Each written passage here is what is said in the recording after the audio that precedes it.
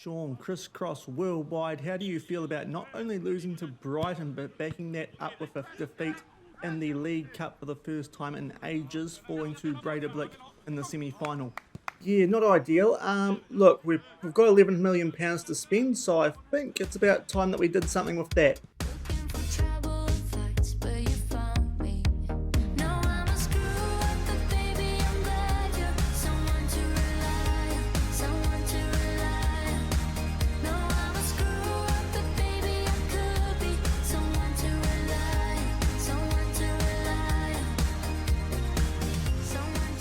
Hello everyone and welcome to episode number 82 of Husavik Heroes here on Shaun Does FM. I hope you are doing well, and coming up in today's episode we have a league game against HK. We are going to do a bit of a recap about the 3 months or so that we have played since being knocked out by Brighton in the Europa League knockouts yesterday. If you missed that, I'll leave a link to it over in the top right corner. And we have also made some transfers as well, so we're going to bring you guys up to date on all of that, as well as do our end of European season roundup and have a look at the coefficient and who we do get in the first qualifying round of the Champions League for the new upcoming 2028-29 season. So if you are looking forward to this big episode, then do remember to go down below, leave a thumbs up on the video, and if you haven't done so already and are enjoying the series here on the channel, also remember to hit that subscribe button and turn that notification bell on as well. It is greatly appreciated. But we did leave things off yesterday,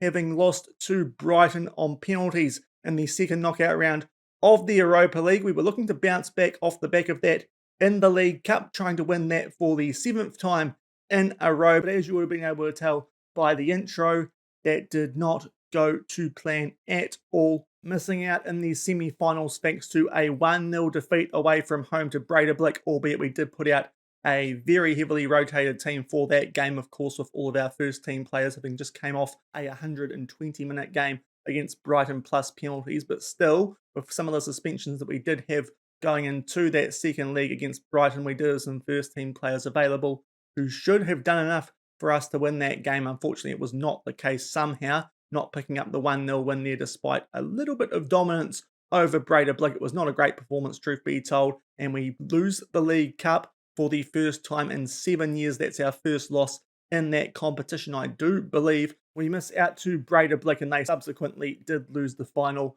to today's opposition in HK. So that was not the start that we wanted, but off the back of that, it did seem like a good time for not only some new incoming transfers to freshen up the squad, but also an ever so slight tactic change, which we'll get to off the back of the transfers that we have made since the end of yesterday's episode. And again, there have been a lot more outs than in. So first off, we'll run through a few of the outs because most of these players have left us on loan, but some players who have featured a little bit have gone permanently. Brynjar Gudmundsson, he was a player who came through our youth intake a few seasons ago, had 3-star potential when at the club. It has gone up since he's left us, but he has gone to Breidablik for £2,000. Didn't really have the quality to step up to the first team these days, even though he did a decent job in that box-to-box midfield role over the past few seasons, being called upon 6 times, no goals. He's already started off fairly well at Breidablik, helping them out in the latter stages of that League Cup. The next player who we did get rid of permanently is another player who we got through one of our youth intakes. This is Jacob Arnason. He was the first real good player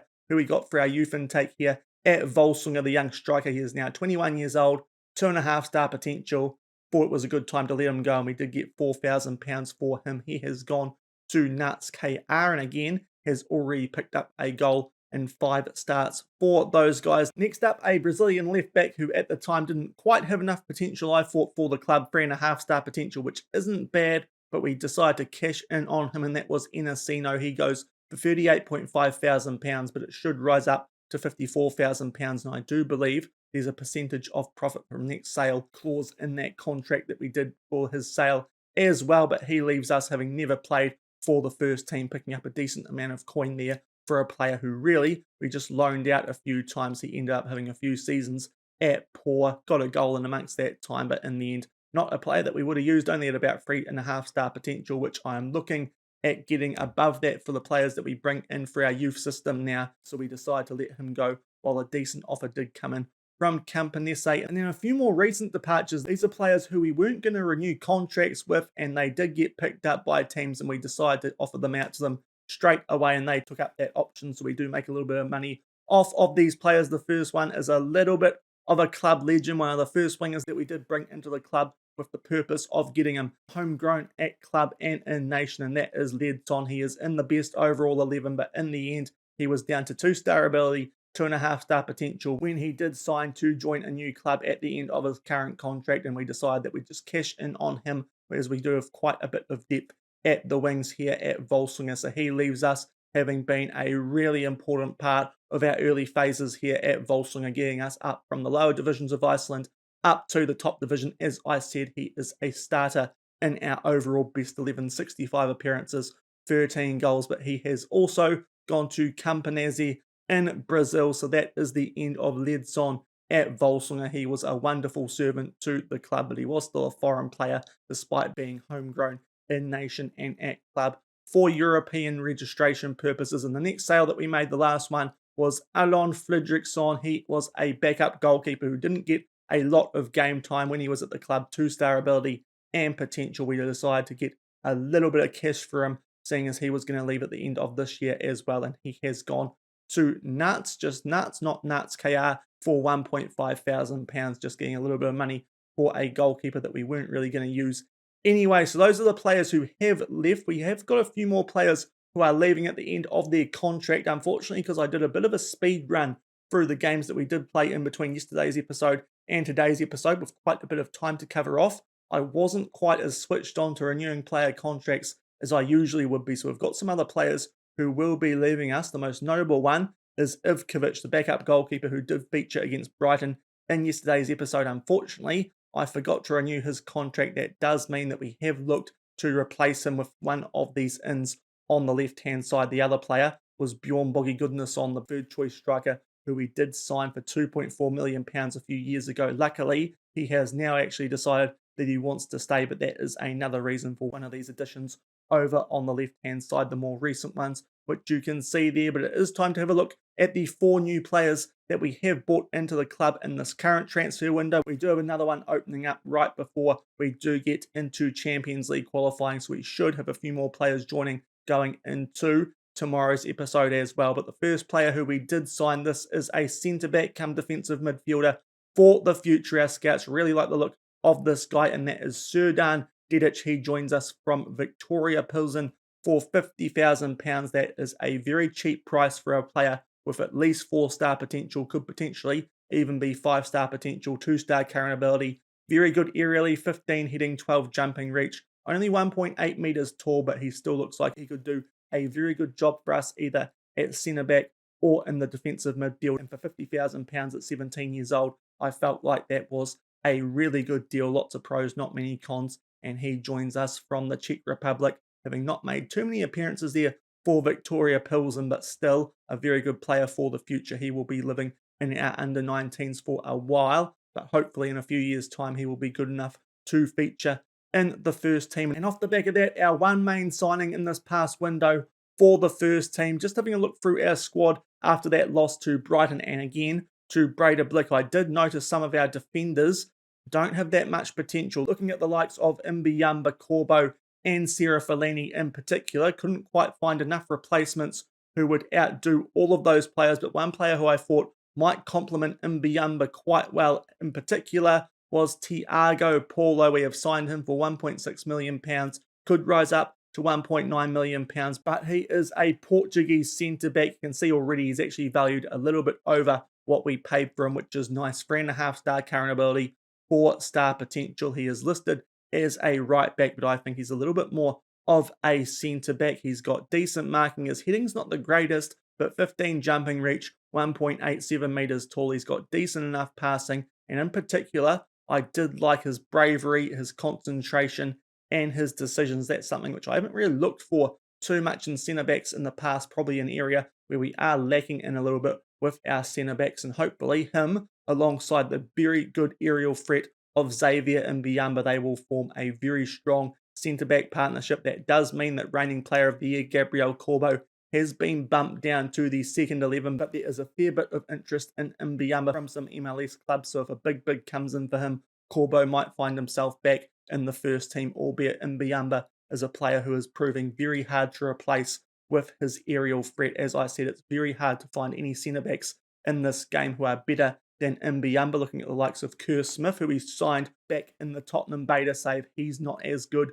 as Xavier Mbiamba even in 2028, so he is going to be a really tough centre-back to replace, but I think Thiago Polo should be a good complement to him in place of Gabriel Corbo at the back. Does just add a little bit of depth there at centre-back with Samuel Afosu and Mikel Bedrzicki not quite looking like they were quite ready yet to step up into the first 11, but he has had a good start to his career. Thiago Polo at Boa Vista. Hopefully, he can continue his early form here at Volsungur for the rest of his career. 7.67 rating in 3 appearances, and then some young players to replace the players who I thought were going to be leaving on free transfers. The first of those is Fabio Mariano. He is a young striker come midfielder from Inter Milan. We paid 2.2 million up front for him. He does look exceptionally good for 18 years old. The one concern I have about him is he's 1.56 meters tall, but he is the best that we could get for a young striker who should eventually become homegrown at club and in nation European as well, which does help, and he hopefully will develop quite nicely in the under-19s for the next few seasons. No appearances for Inter Milan to start, but he has a lot of potential. A big fee for him, but he does look like a very well-rounded prospect already at only 18 years old and has that nice 4-star, potentially even 5-star potential. And the other player who we signed, this was the replacement for Ivkovic and also kind of for Fredriksson. This is Tomas Diaz. He is a Uruguayan but part Spanish goalkeeper. That was a big factor in us signing this guy, a backup goalkeeper who is not foreign. 2-star current ability, 4-star potential, could rise to 5-star potential as well. £500,000 spent on this guy. He is going to replace Serdan Ivkovic as our backup goalkeeper for the rest of this season until he does leave us, having signed with another team. He started his career off at Centro Atletico Phoenix in Uruguay, got a lot of game time in the past few seasons and has already got 2 clean sheets from 2 appearances since joining us here at Volsungur for a 7.4 average rating. So signing quite a few youngsters in this past transfer window and 1 first-team player just to try and help us out in our defence, seeing as we didn't have a lot of players there with the current ability and potential that we were looking for. And the other change that we did make prior to the Super Cup, because we'll go back into the results shortly, is that we have gone fully to the Tottenham system that we did use. We have made a little bit of a change from that system when we first introduced it here at Volsungur. We had our left-sided player also being an inverted winger. That was because really we didn't have any players who could perform the inverted forward role quite as well as someone like Heung-min Son, all the players that we could bring into the club at Tottenham here at Volsungur. But now we have players who should be able to perform that inside forward role. So hopefully that will help us kick on just a little bit after that little tough spell that we did have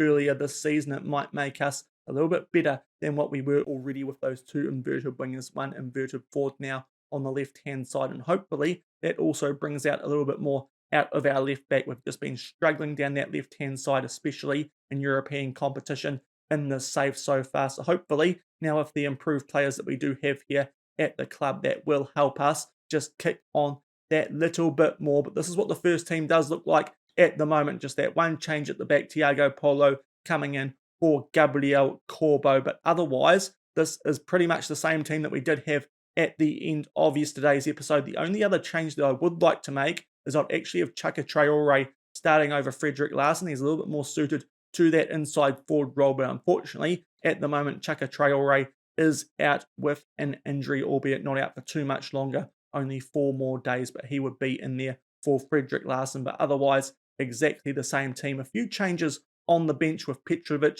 and Chatzakis now our backup wing backs. We've got Goffey on the bench instead of Bayer, and at the moment, Bjarkeson's on there because Chaka Traore is injured, and of course, Corbo makes his way down to the bench with Paulo joining the club. But not too many changes from where we left things off at the end of yesterday's episode, albeit we do still have 1 more transfer window opening up not too long before we do get into Champions League qualifying. So we could look to add a little bit more depth should we need to in that window, because we do still have £5.5 million at our disposal and a £64,000 wage budget as well. So definitely still have some room to sign a few more players. But off the back of those signings and those changes, as we finally get to adjust our glasses, our form has been significantly better. We did pick up a scratchy win in the Super Cup over today's opposition in HK 1-0. Not too sure how we only won that game by 1-0, but Gabriel Corbo actually popped up with the goal. That was one of his final games before Thiago Polo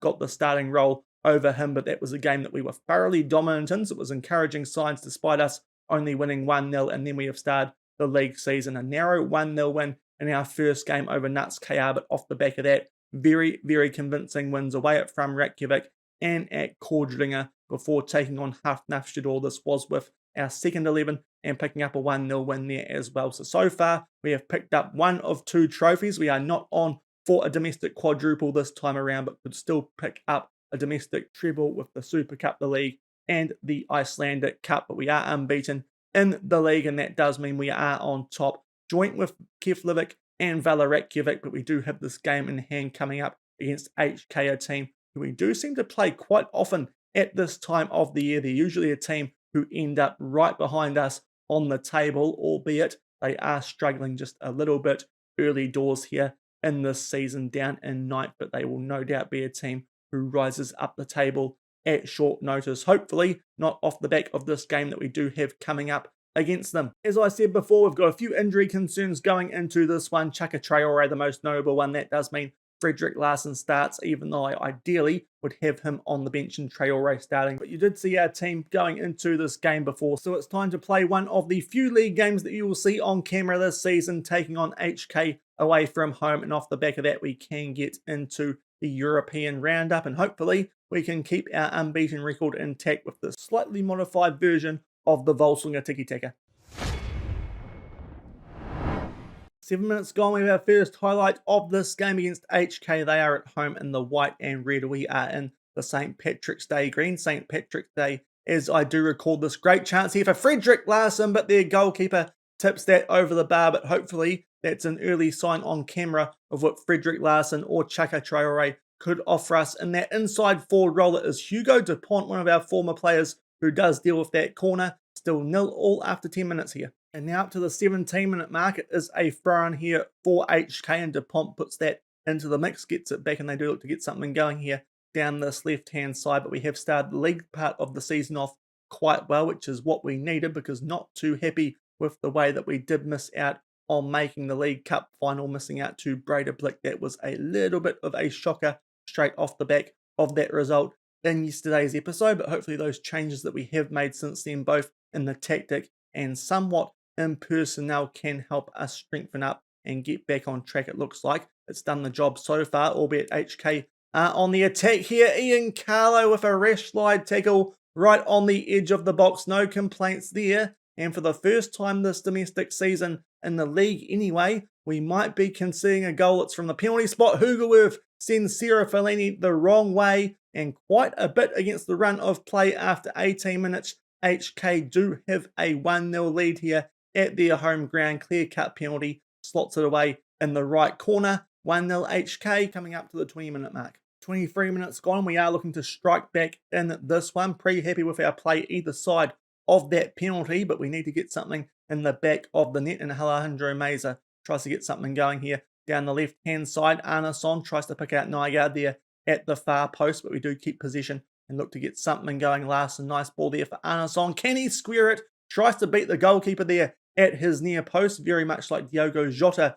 against Aaron Ramsdale earlier this morning, but the goalkeeper this time makes the save, unlike Aaron Ramsdale, and it is now HK who look to get something going. That's a really nice one-header there, though, from Paulo, our Portuguese centre-back. Nice ball again here for Frederick Larsson, but his shot is absolutely shocking. Still 1-0 HK approaching the half-hour mark. And that is half-time in this one, and we are behind for the first time this league season thanks to that penalty given away by Ian Carlo. He will come off at half-time on a 6.2, but apart from that, we have definitely been the more dominant team. You get rid of that penalty, HK have offered very little. Milos Petrovic can come on for Carlo at halftime. Will give the boys a decent rev up here, looking for a much better performance in the second half, getting a few more balls in the back of the net and trying to keep our unbeaten start going. And 1 minute into the second half, it is a throw in here for HK. DuPont finds a teammate. They look to get something going here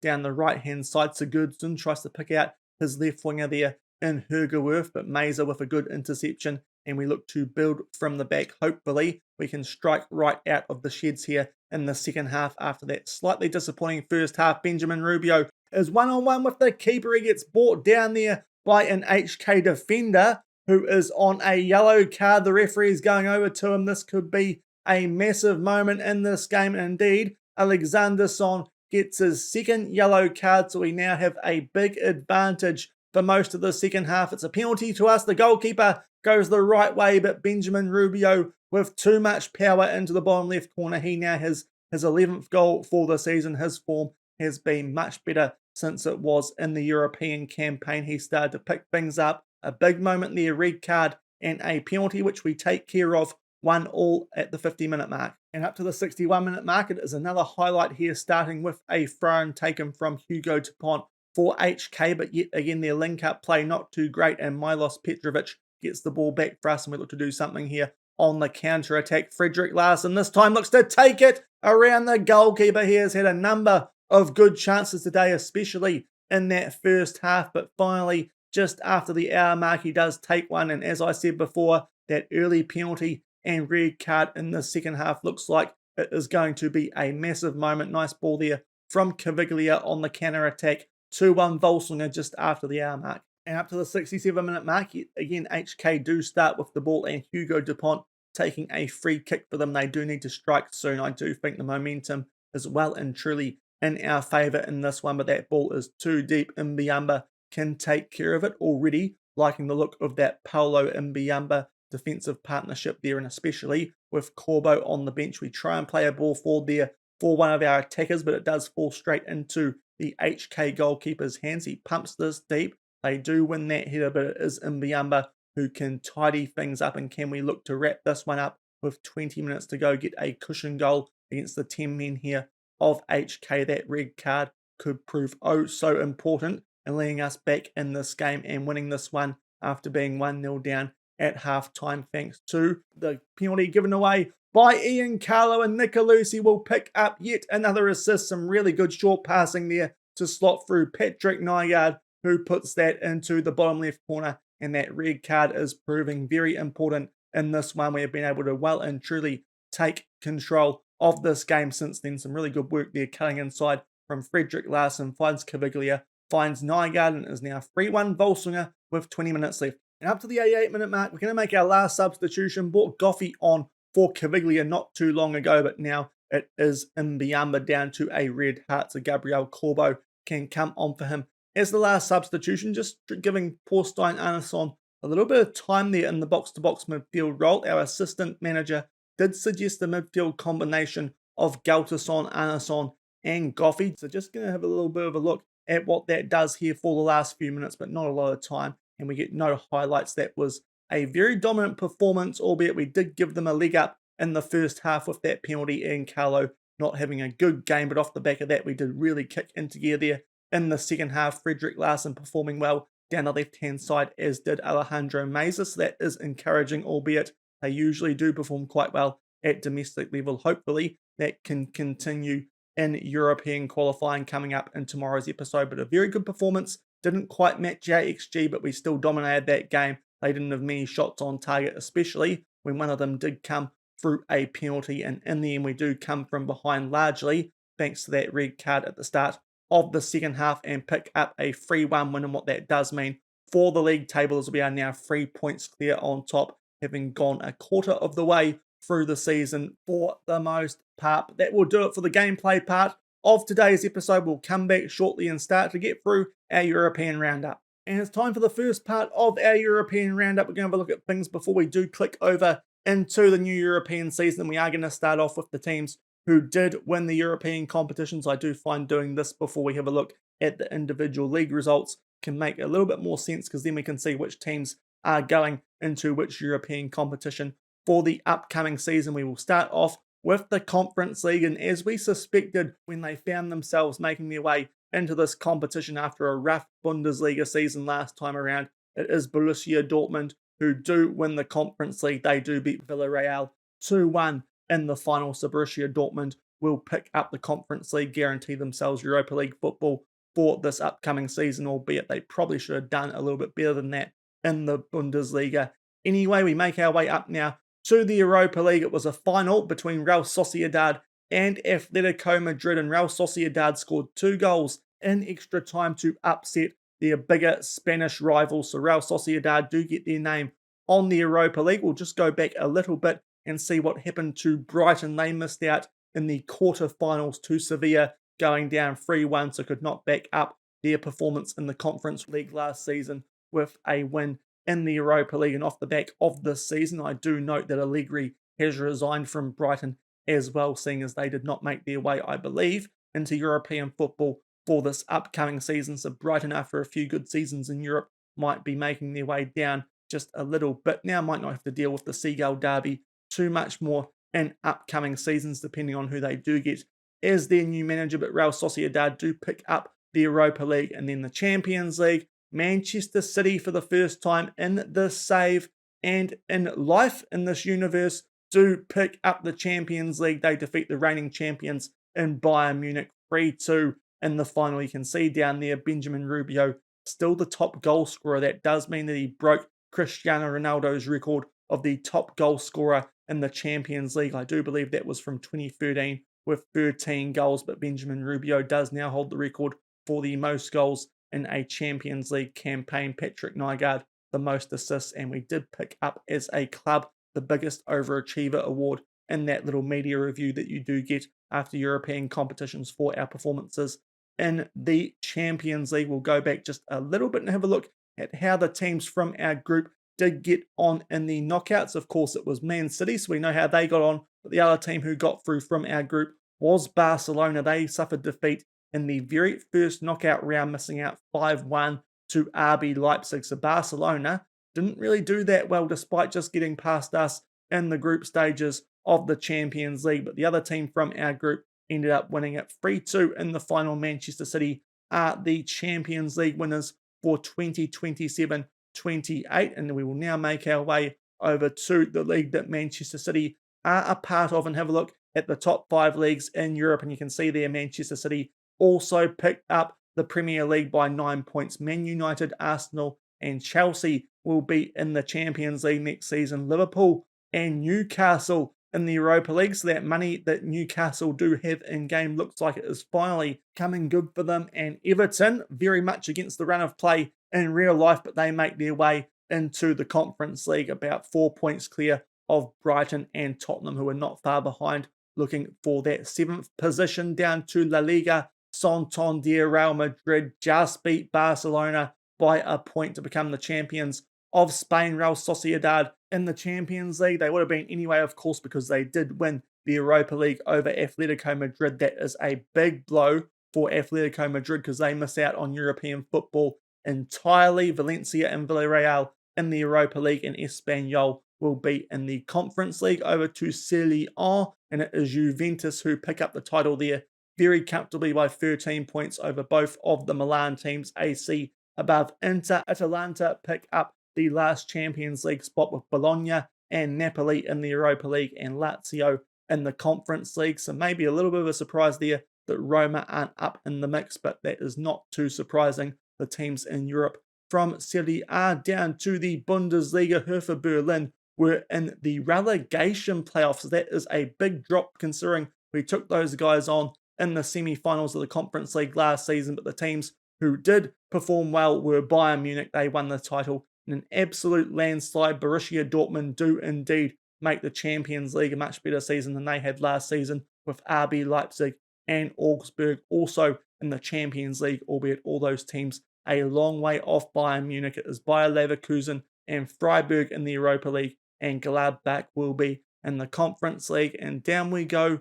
to Ligue 1, and it is Guingamp who win the playoffs. They will be making their way up to Ligue 1, but PSG very comfortably do win the title as expected. Lille and Marseille, as well as Strasbourg do enter the Champions League next season, Nice and Lyon in the Europa League, and it is Monaco for the first time in a few seasons who get themselves back into Europe through the Conference League, and that is a look at how things have gone in this past European season. We'll just go forward a little bit more in a bit and just see what things do look like in terms of rankings off the back of this past season. But before we do that, we will have a sneaky look at where we should end up with the coefficient from this past season. We were down in 20th, getting rid of a 1.333. We have picked up a 6.25 going up to a 30.25, and that should mean, based on my maths here, that we should go up to 15th place, and I think that means we will be entering at a later stage of Champions League qualifying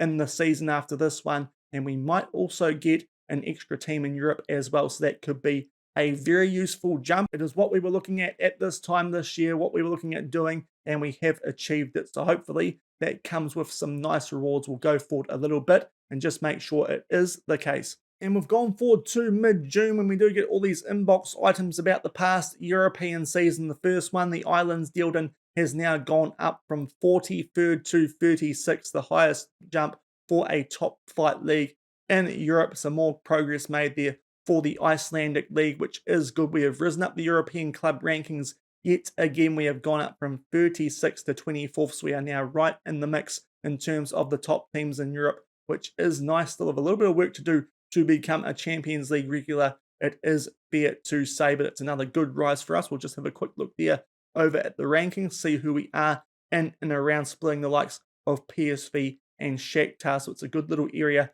to be in above some decent teams like Sevilla, just below some pretty good teams like Atletico Madrid, Napoli, albeit Atletico Madrid are not going to have a good season this upcoming one, not being in Europe, but we find ourselves in a good little spot, just having some pretty good seasons for the most part recently in Europe, and hopefully we can keep that up in this upcoming season. Need to improve on a 5 personally to keep going up those rankings, hopefully. And the big bit of news from this flurry of inbox items, apart from the draw, which you can see up there, we'll just hide that momentarily, but we have indeed gained a place in European football for the end of this season. In the 2029-2030 season, we do have one more team in European qualifying, so we now have 2 teams in Champions League qualifying. If we finish second in the league, you can go through the league path. The champions, though, will enter in the second qualifying round instead of the first qualifying round, so that is nice. We can skip that round,